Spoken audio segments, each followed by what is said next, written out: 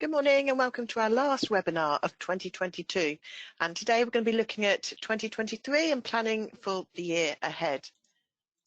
So before we make a start, we would like to introduce ourselves and our presenters today. So obviously I'm going to be lead presenter, and I'm the HR Knowledge Manager, and I'm supported by Sue Watson, Head of Client Services, who will be supporting in the polls and our Q&A session at the end. And we have Drew as well that's joined us to help with any technical support, but hopefully we won't have any need for any technical support today. So because we've got so many of you today that have joined us, we've placed you all on mute. But obviously, as usual, we do like to hear your questions for our question and answer session at the end. So when you see this slide, it essentially means we're at the end of the webinar and we're ready to take your live questions. So I'm just going to run through quickly how you can do that. So on your screen now, you'll see an image of what your GoToWebinar panel should look like. So just simply type in your question in the question pane and submit, and then we'll aim to read out and answer as many as we can at the end of the webinar. And when you see this slide, it means we're going to be running a confidential poll in which we're going to seek your input that will help with the running of today's webinar. So if you do wish to participate in our polls, as I said, they're confidential, then just note that when you're on GoToWebinar, you can only participate when you're not in the full screen mode for some reason. So in terms of the agenda, and as we look to enter 2023, it is, as I said, the last webinar of the year. We're going to be looking at the employment climate and reflect on the challenges that businesses have faced during 2022, including some key employment tribunal rulings and what these mean for employers. We'll look ahead to 2023 by looking at what employment legislation is on the horizon, and after which we shall consider how all of this can be factored into the planning for next year. And we're going to be closing with providing you some ideas for how you can get further support to help you with your planning. And of course, we'll have opportunities for questions and answers at the end. So we are going to start off with running 3 quick polls. So Sue, if I could ask for your help, please, to call up the first one. And it is all around planning. And the question is, have you started planning for next year? So there'll be a lot to have. Yeah.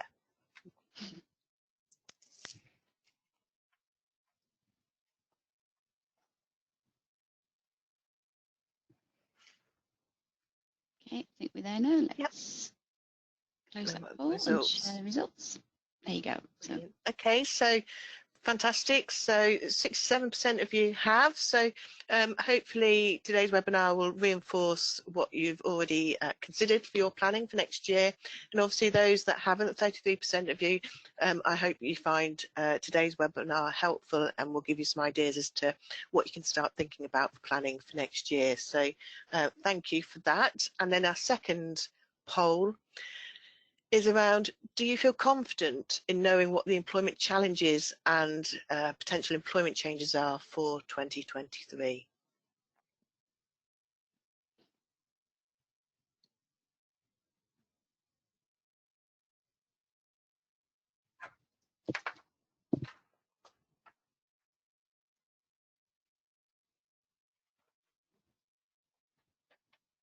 So wait for a few more. Yeah, just a few more. Yeah. Coming in.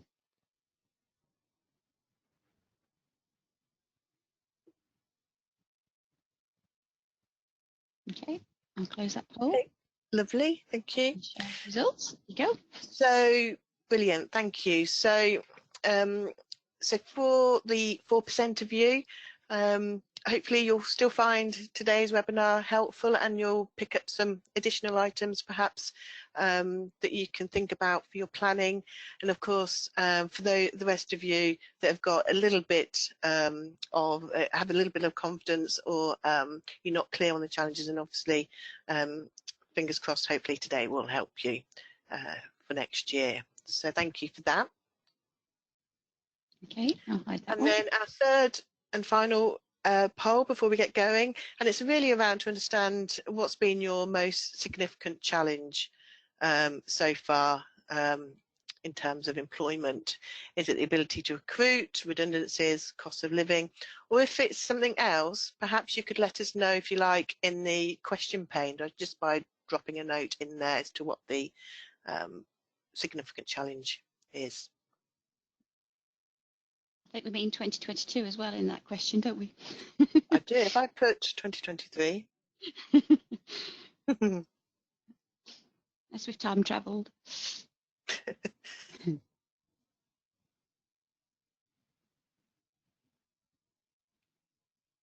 We're nearly there. I think a few more.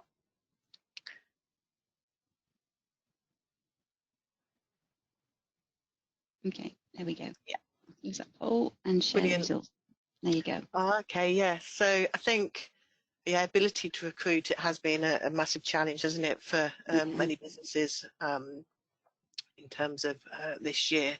You know, and it's made it, you know, employee engagement and employee retention really important, because obviously you want to hold on to your talent. Redundancies 10%, so whether that will increase next year, perhaps as we go through the slides, you'll probably gain an idea as to perhaps whether that will be more for you. Cost of living, yeah, that goes without saying, and obviously that's set to continue as well. So, and then the other 7%, do we have any comments noted, Sue? It's retaining people and recruiting people. Yeah. Yeah. Yeah, it's really been challenging, hasn't it, all year. So, okay, thank you for that. So, was the poll closed? Let's see. There we go.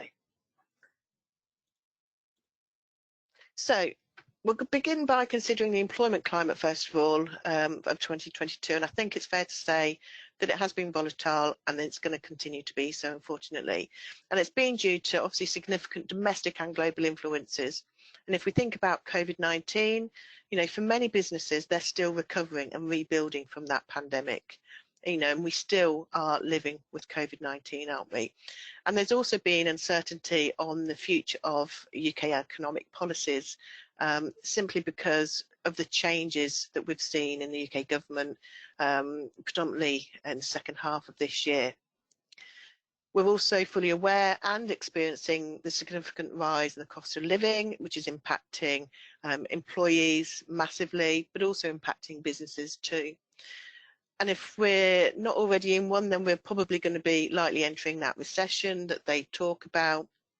And we're also seeing increased levels of industrial action, you know, impacting especially on the UK infrastructure, such as the rail, tube and bus networks, and possibly education, the teaching sector, looking at that for next year.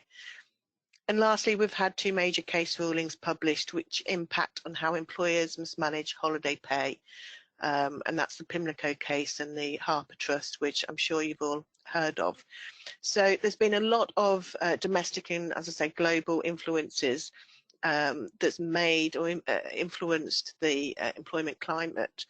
And it has directly impacted on our businesses' ability to make decisions for 2023. And the influences are likely to lead to measures needing to be taken, you know, so we're already seeing some increase in redundancies, and that's likely to continue.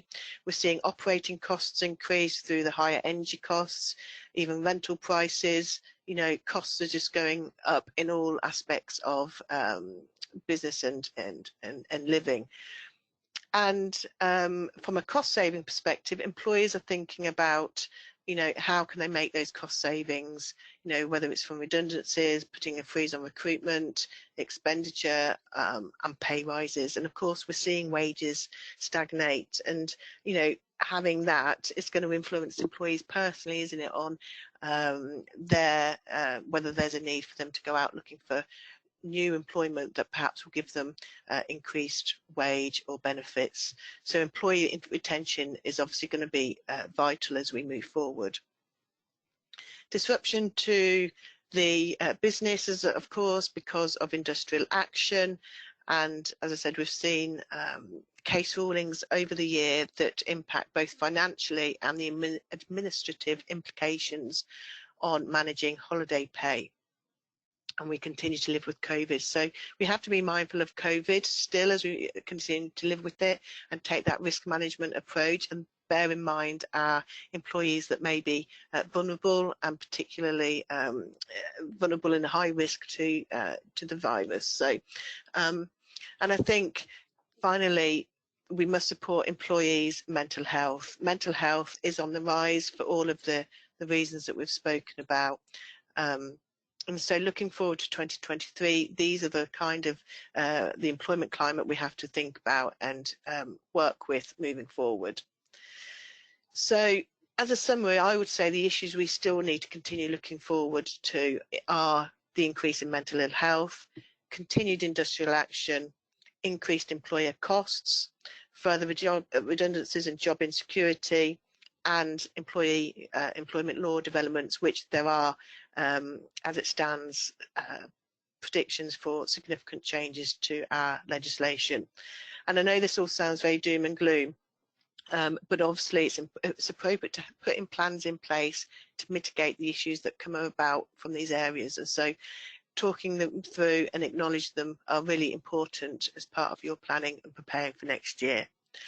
So looking ahead to 2023, and the first aspect is your mental health. Latest statistics that we know from the charity Mind tells us that 1 in 4 people experience mental health issues each year, and 1 in 6 experience mental health issues in any given week. And 8 in 100 specifically experience mixed anxiety and depression in any given week. So it is significant, and it has increased on the back of the pandemic.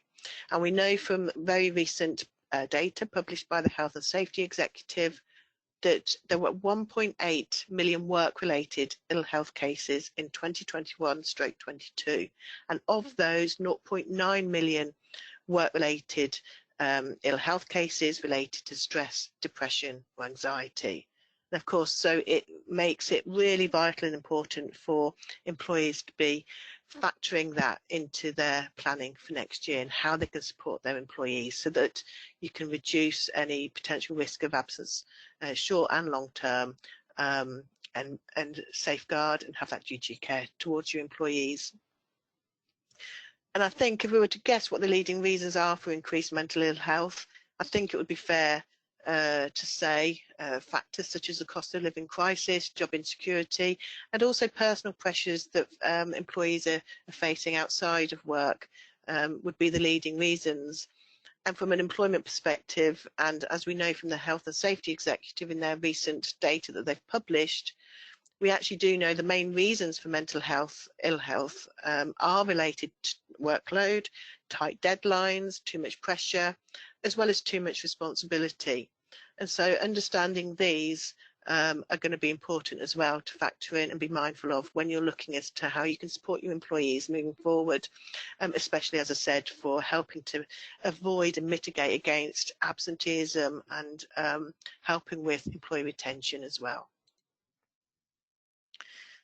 And continue to look into 2023, industrial action is another important factor because, you know, we know already that there's going to be further action in 2023, which, you know, especially because it's unlikely at this stage that any deal is going to be reached. And most deals are all essentially about pay, although there'll be some aspects where they're looking at better work conditions. But on this slide here, it's just to illustrate the different industries and sectors that have balloted for action so far in 2022. I mean, we've not had a year of this for like years. So it is a struggle for businesses, for employees, individuals, because, you know, our infrastructure is affected by all of the disruption that comes from it. But on this slide here, I thought it would be quite interesting to see the industrial action for December alone. And I saw there was a news headline last week, wasn't there, where I think they said there's every day in December has some form of industrial action taking place. And so it's obviously going to impact in businesses because, you know, when you think about your rail, bus, tube transport, it's going to affect how people are able to commute to work, the delivery of goods, postal deliveries and things like that. So it's going to be continuing into 2023. We already know that the education sector, they're looking to schedule strikes for January. And then for businesses, of course, that means how can working parents be supported when they've got those caring responsibilities if the teachers go on strike. So it's a big, big disruption for businesses, and unfortunately it is going to look to continue into 2023. So the employment climate and trade unions do go hand in hand. And for businesses in 2023, the continued employment climate can bring further challenges. So if we think still about the industrial action, you know, for example, we could see an increase in trade union membership. You know, if employees, individuals are feeling unsettled about job security, then they're probably going to look to get some protection by signing up to becoming a trade union member. We may see increased requests, formal requests for recognition. So we know of some of our clients that have been approached formally to become recognised by trade union. And we even may see more trade union representation in our normal formal meetings that we hold, you know, such as the disciplinary hearings, grievance meetings. So from an employer perspective, it's about understanding the relationship and how that would operate, but we may see more representation as well from trade unions. Another factor to consider in your planning is around increased employer costs. And you know, we've known the government have announced their economic policies in recent weeks, and so we know that we're going to have a new minimum wage level from April, and we normally do, to be fair. The increases this year, or next April should I say, are going to be between 9 and 10% on the current rates. We're also going to see more employees being caught up in the higher level tax rate because the threshold for meeting it will be lowered. So those who previously were earning £150,000 more a year, well, that threshold is going to be reduced to the 125,000, 140. And we're going to likely see a rise in business rates because they haven't been updated for several years, and the government have announced they're undertaking a review.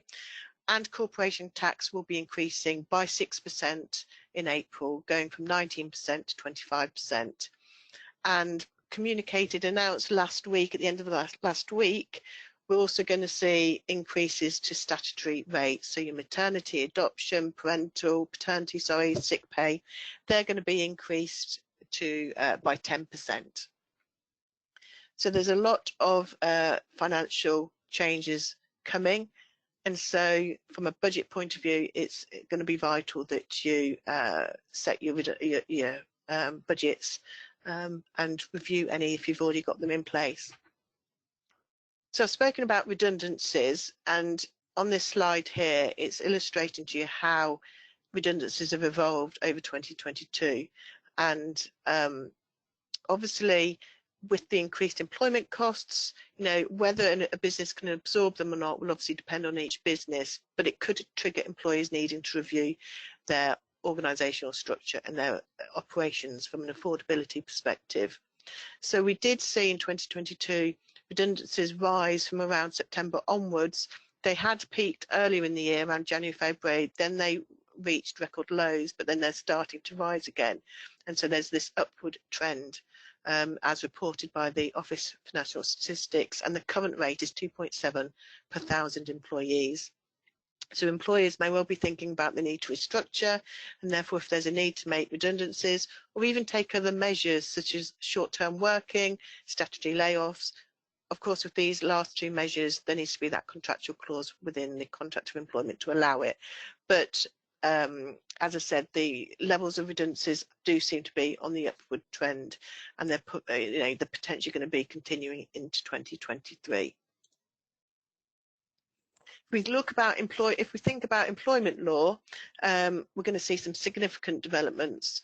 in particular, we're going to see the retained EU law reform bill.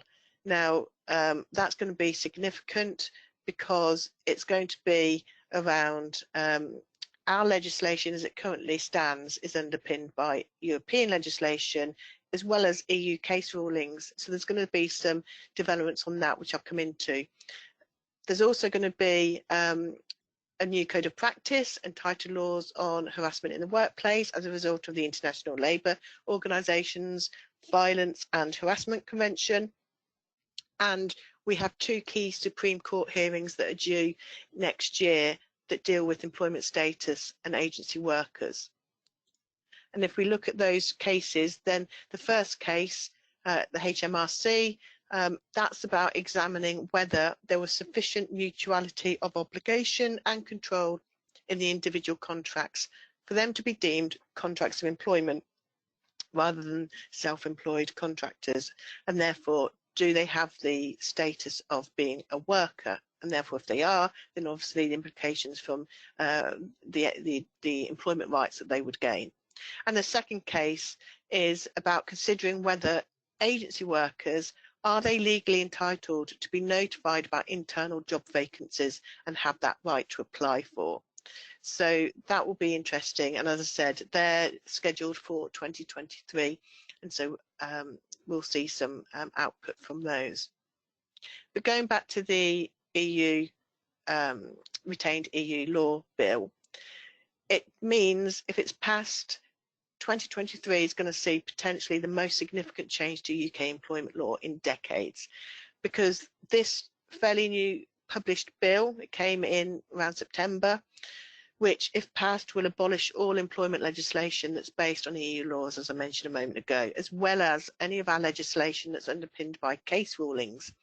And I suppose a good example, if we think about Harper Trust, which is one of those cases I think we probably don't want to be thinking about because it's not straightforward, but that a case ruling was obviously a European case ruling in terms of calculating holiday pay.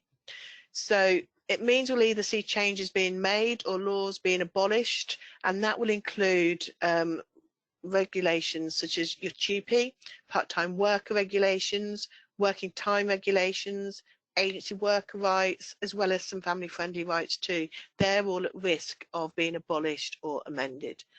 So the bill does contain what's called a sunset clause, and that essentially means that in December 2023, the EU legislation will be abolished from our UK laws unless the government have amended or repealed or added to. There have been some amendments put forward by the opposition parties to extend that sunset clause to 2026, because if you think about it, it's an incredible amount of work that needs to take place if we're thinking of abolishing, updating, amending those regulations that I've spoken about. I am going to be covering this bill in more detail, so we're going to be running a free webinar in May on this, because by which time we should have more information and know more about how the bill has progressed through Parliament and the implications we're going to have to be dealing with. So you can register for that, of course, through the normal ways on our website, or if you're knowledge base members, you can register via the knowledge base too. We also have new legislation coming in regarding harassment in the workplace, and that's because the UK government ratified the International Labour Organisation's Violence and Harassment Convention Treaty. Bit of a mouthful, but essentially it means that we'll be bound by this treaty from the 7th of March next year, and in doing so it will introduce new laws which will place a specific duty on employers to make reasonable steps to prevent sexual harassment, and will create explicit protections from harassment by third parties. Now, so for those of you that have been aware of employment law for some time, we used to have legal protection for harassment against third parties under the Equality Act, and then it was removed. And but I think now we've got this harassment in the workplace legislation coming into force. We're going to see more about that. We don't know too much yet. They are going to be publishing a new statutory code of practice for employers to adhere to. So as we get developments on that, then just keep in touch with us via our website or on the knowledge base, as I said, if you're a knowledge base user, because we'll be posting updates around that. So if we think about planning for next year and taking everything that we've gone through, talking about the employment climate and what we've got coming up in 2023, then hopefully what we go through now will give you an idea as to what you can plan for. And I think as a priority, it's going to be about undertaking that budget review following the economic changes we've spoken about. It's about ensuring you have a fit for purpose HR strategy and people plan. So from a HR strategy point of view, it's key to enable you delivering on your business goals, because you need your employees to fulfill their potential and to maximise their contribution, and therefore by doing so it creates that profitable business. And at a time of unprecedented uncertainty, significant economic conditions, having a HR strategy and creating that people plan that's aligned to your business strategy is going to be key for supporting the business moving forward. So I would say the first two biggies are your budget review and your HR strategy and people plan in place. And then from a people plan and HR strategy point of view, I would say incorporate workforce planning. So it's fundamental for how a business responds to the employment climate we're in. It's a process in which you look at the resources you have now, what's needed in the future in order to be able to deliver on the business objectives. And of course, where there's gaps identified, it's about understanding how these gaps can be filled, or if you've got too much resource, or if the resource is not in the right areas. It's about looking at whether the organisational structure remains fit for purpose, or whether you need to introduce some measures to correct that. So a workforce planning can identify a business need to restructure, or it can include other measures such as succession planning, training and development, or even looking to use third-party providers to fulfil resource requirements. You know, so including that workforce review in your HR strategy and your people plan for next year, I think it's going to be sensible to enable businesses to continue operating, you know, within a recession, within that cost of living crisis, and helping support employees, especially, you know, as we think about that, one of those polls earlier, employee retention is going to be key, because if we're seeing the difficulties in recruiting, you want to be holding on to your best resource. Building into your plans a cost-saving exercise, especially at a time of recession, should also be priority. But obviously there's a fine line as to which area of spend you can put freeze on costs. So initially you might think training costs should be frozen, but actually investing in training and development may ultimately help the business to grow and become more productive. Or you may assume that putting a recruitment freeze on all roles is necessary. But actually, do you have any particular vacant roles in your organisation that actually is an essential, fundamental role in the business, and therefore you still need to fill it? So these questions should all come about and be thought of as you're doing your workforce planning and putting together your people strategy. Employee wellbeing. We've spoken a lot about mental health. We've obviously seen the statistics. It is on the rise. And you know, with the cost of living, the recession, job uncertainty, you know, employers are going to be wise to focus on employee well-being, not only to support employee engagement and to support employees, but it's limiting the cases of mental health and absenteeism as a result, you know, because it does lead to high sickness levels, or if people try and stay in work, you know, that's where you'll start seeing performance issues too, if they're struggling. So offering support through measures such as employee assistance programs, or having in place mental health first aiders, or wellbeing ambassadors in your workplace, they're ways in which you can support employee wellbeing. Or, you know, we're seeing a lot of organisations at the moment looking at how they can make one-off financial payments to their workers as a discretionary bonus to help with the spiralling costs. So there may be some financial measures that you could consider as a way to sort of helping alleviate some of the stresses that's being placed on employees at the moment. Flexibility in hybrid working is also key, and I think you know, when we talk about hybrid working, that's that blended approach between your traditional working from home and office-based working, and it does bring many benefits to the organisation and employee. And I think because we're still rebuilding from the pandemic, we're having to respond to challenging markets, recruitment markets, responding to the recession. I think demonstrating flexibility is important, and I think for those that struggle with attracting candidates, flexible working, you know, can be a massive, massive selling point for you. And we know from years of research, you know, flexible working can lead to increased morale, employee engagement, aid employee retention, improve your productivity, but also it gives you a greater ability to recruit best talent from a wider pool, because, you know, whereas traditionally you were recruiting just in your immediate local community, you can look at advertising across the country if you're able to offer flexible hybrid working.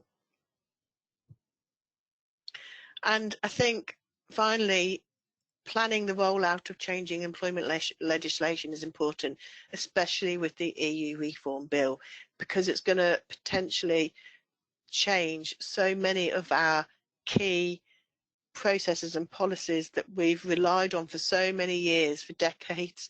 So I think as the information comes out and how, you know, in terms of the bill moving through Parliament, you know, keep abreast of the updates, because you need to be mindful about the knock-on effect and what it means to your business moving forward. And as I said, we always obviously monitor bills going through Parliament, and we always share updates and communicate via our website, social media, as well as obviously on the knowledge base. So do keep in touch with us in terms of developments on employment law. And in terms of moving forward into 2023 and the support that available to you, I just thought it'd be worthwhile sharing these ideas. So we are running our annual employment law seminar in 2023. There'll be a slide further on which I'll go through with you. So that's free. So for knowledge base users, you can register through the knowledge base, and obviously it's on our website as well for you to join up. Then we also offer a free people plan on our doc shop. So if you go on our website again, so for those of you that haven't got a people plan in place, then feel free to go in and download that and use that as a structure for helping you to plan for next year. Think about mental health ambassadors, first aiders. There's training opportunities that we can offer to help you if you want to get anybody trained up on those roles. Employee assistance programs, we can direct you to a third party that can offer EAP programs to businesses. So just for clarity, an EAP is essentially providing employees with a 24/7 phone line support, providing access to help and advice. And it generally can be help and advice on anything, family relationships, finances, you know, health, and so they can be relatively low cost for an employer, but the benefits that they provide the workforce are massive, and quite often you can get access to counselling as well through those services.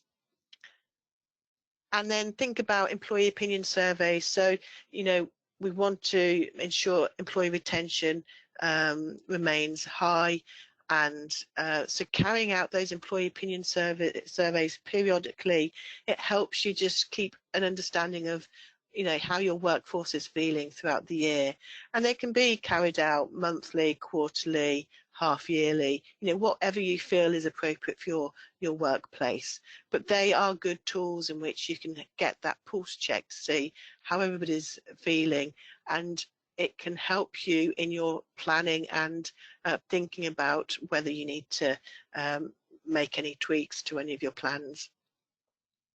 And finally, redundancy support. So if you do think your business is at the point where you need to look at your workforce structure, you know, we're obviously around to help if you need any of that redundancy support. Those of you that have got the knowledge base, you'll find all our templates do with redundancy, whether that's the consultation letters, the announcement scripts, outcome letters, selection criteria, selection forms. You know, we have so much information on the knowledge base, so for those of you that are our members, please feel free to utilise all of that. So we have lots of documents and articles too. So I guess that's the end of the summary of what to look out for 2023. We will, as I said, be doing an employment law seminar in March, so details will be coming up shortly, which I'll go through. But before we do, just want to see if there's any questions that have come through on the webinar so far. None so far, Victoria. No? Okay. No, so you can continue. Thank you. So I talked about the virtual employment law seminar, so it will be online, 2 hours, free, and it's going to help your business to plan and respond accordingly to the legislation. So just for instance, we're going to be looking at the 2023 statutory rates and what it means for budgets. We'll be taking a look at exclusivity clauses and understanding what that means in terms of employment and why they're prohibited. We'll be covering the International Labour Organisation's Violence and Harassment Convention.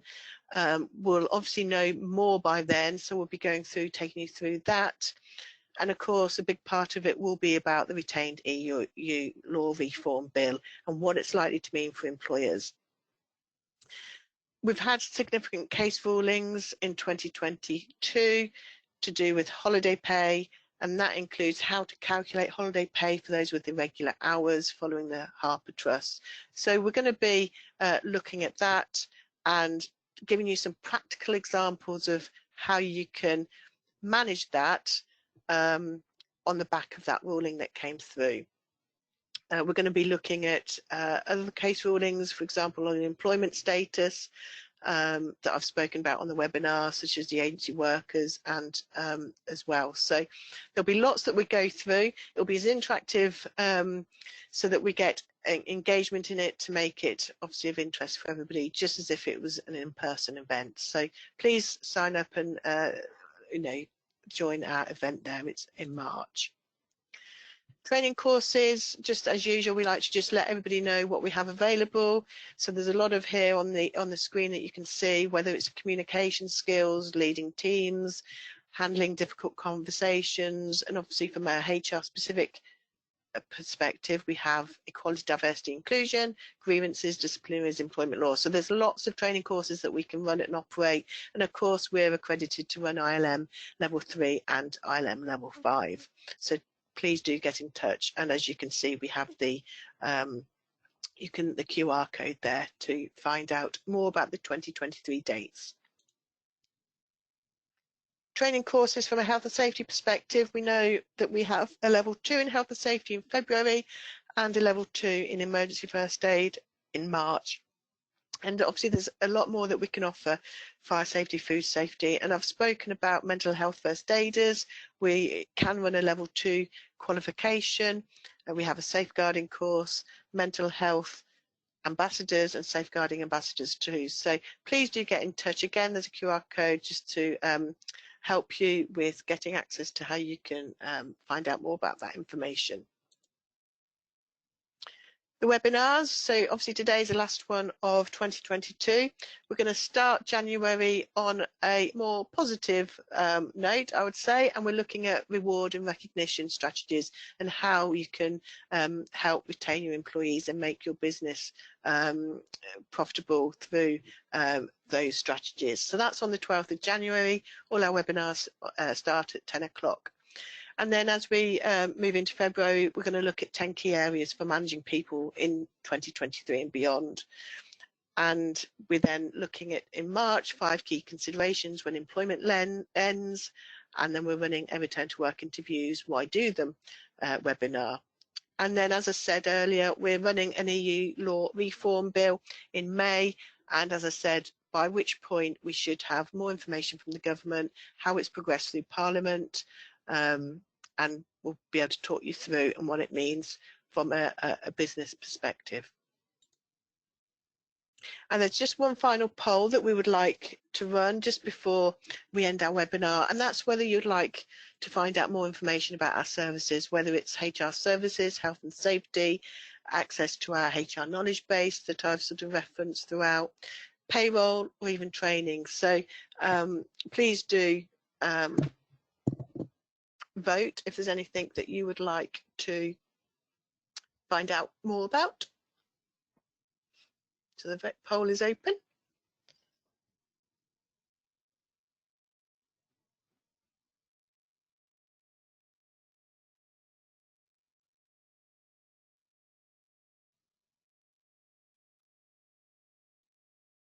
Just while we're letting that run, somebody has asked if there's more information on the EU reform bill. We will be distributing this through our regular newsletters, so sign up for those, and we will be running more webinars and updates and updated documents that are associated with it as soon as we know more. At the moment, we're just waiting for the next things to progress, aren't we? Yeah, because it goes through various stages of Parliament to get scrutinised, and it's had its second reading, and the opposition parties have put through quite a few amendments.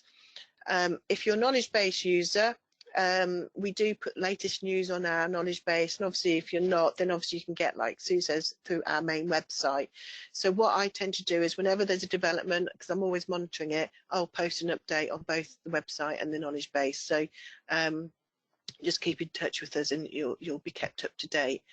And yeah, we send out newsletters as well, so it'll be in there.